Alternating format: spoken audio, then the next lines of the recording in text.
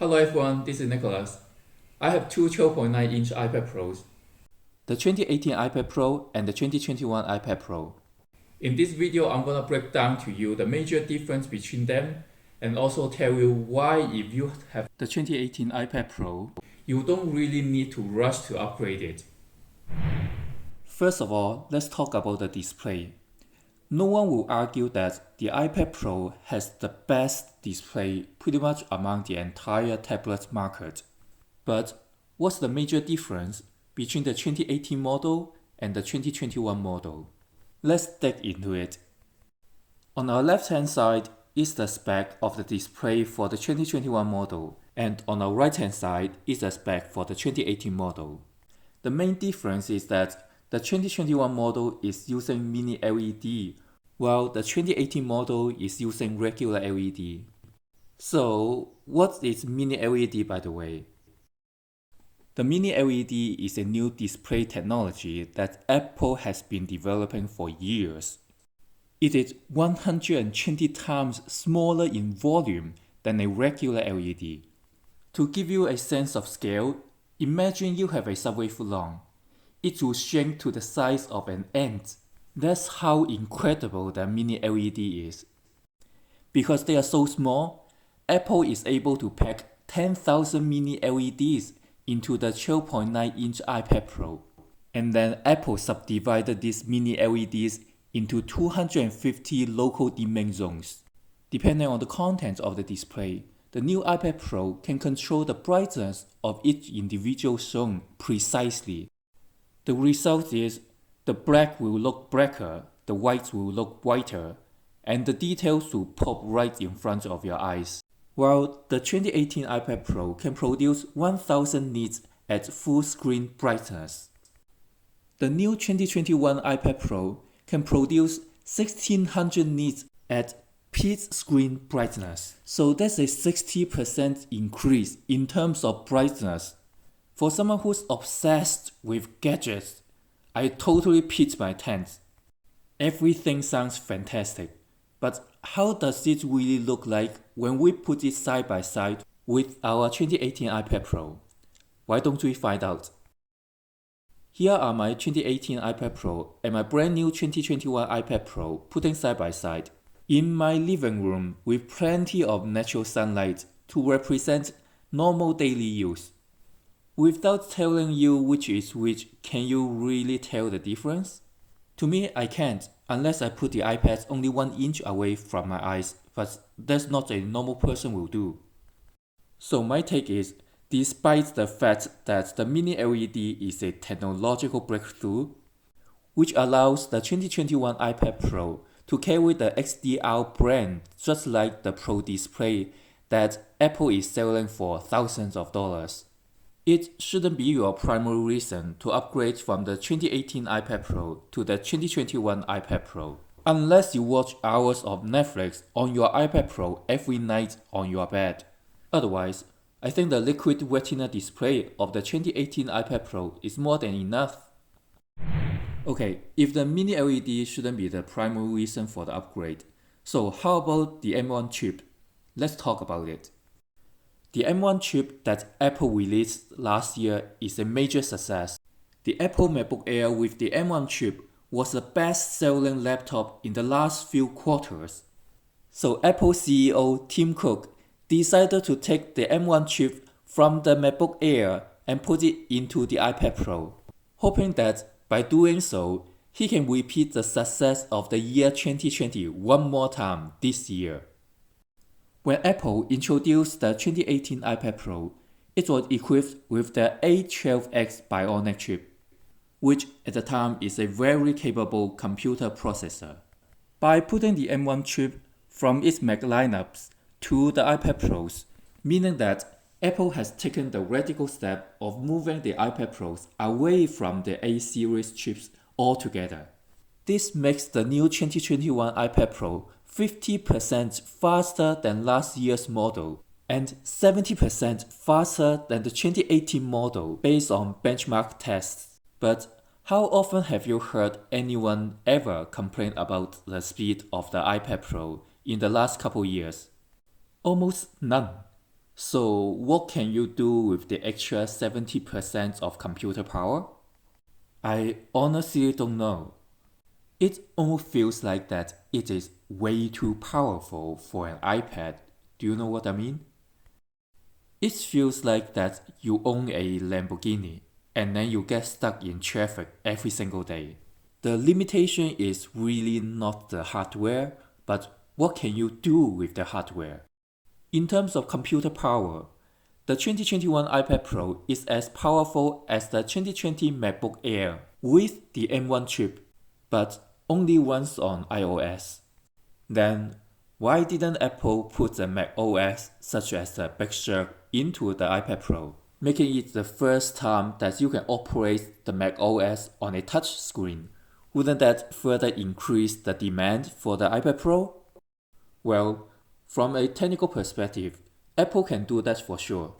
But from a business perspective, it's more profitable to sell you two devices instead of one. Being one of the best salespersons on earth, you can expect that Tim Cook is going to keep the Mac OS away from the iPad Pro for years to come. Next, let's talk about the difference of the camera system between the 2018 iPad Pro and the 2021 iPad Pro. Both the 2018 model and the 2021 model has a 12 megapixel wide camera, but the 2021 model, just like the one from last year, has a 10 megapixel ultra wide camera. Besides, it also has the LiDAR sensor, which lets you do a lot of cool things, such as augmented reality. Apple packs all this together and call it the Pro Camera System. So can this Pro Camera System justify the upgrade from the 2018 model to the 2021 model? I think the question you need to ask yourself is, how often do you use the cameras of your iPad Pro? To me, it's none. I always use the cameras from my iPhone instead of my iPad, especially in public area. In fact, I hate people doing that. I mean, do you really need such a big screen to make sure that the photo you take is looking good? If you are this douchebag with the iPad Pro in front of me in Billie Eilish concert or in Coachella, I swear to God and Buddha that I will smash your tiny balls just like you smash the likes button below. Then what about the front camera, or Apple call it the TrueDepth camera? The 2018 model has a 7 megapixel TrueDepth regular camera, while the 2021 model gets an upgrade to a 12 megapixel ultra-wide TrueDepth camera. So by combining the ultra-wide camera with Apple's AI technology, Apple is able to introduce something called the center stage, in which the camera will be tracking and following the person or persons within the range that can be captured by the ultra-wide camera. This is another good example that Apple is really good at marrying the hardware with the software. However, I would say this is a really nice feature, but definitely not something that you cannot live without. In fact, if I'm having a meeting with my boss and I keep jumping around like a monkey, I'm not sure how long I can keep my job. Last but not least, let's talk about the difference in terms of cellular connectivity between the 2018 model and the 2021 model, and see whether that's worth the upgrade. The 2018 iPad Pro has the option for 4G LET cellular connection, while the 2021 iPad Pro has the option for 5G superfast connection. So how fast is superfast? Well, technically speaking, 4G can provide up to 300 megabytes per second, while 5G can provide up to 30 gigabytes per second. So we're talking about a 100 times difference over here. And that's the reason why everyone's making such a big deal about 5G. However, compared to 4G, 5G is still a baby. Especially in the countryside, you don't even have coverage. You also need to ask yourself an honest question. How often do you take the iPad Pro outside? I have cellular service for my 2018 iPad Pro. Do you know how often I take the iPad Pro outside the house last year? None. Nada. Zero. And when I'm inside the house, I can just connect to Wi-Fi. That's why when I bought my 2021 iPad Pro, I decided to go with the Wi-Fi only version instead of the 5G version.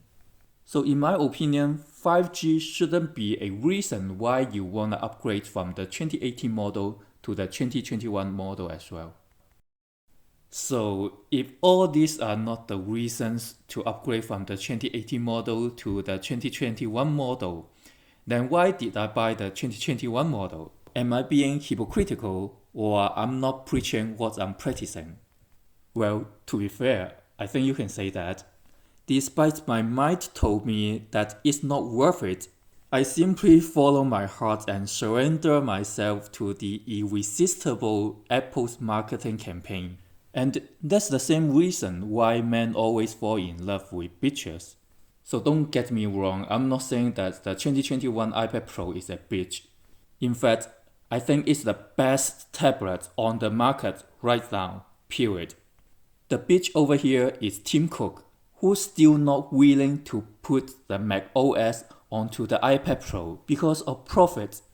That means his best interest is himself and also the investors, not the consumers like you and me.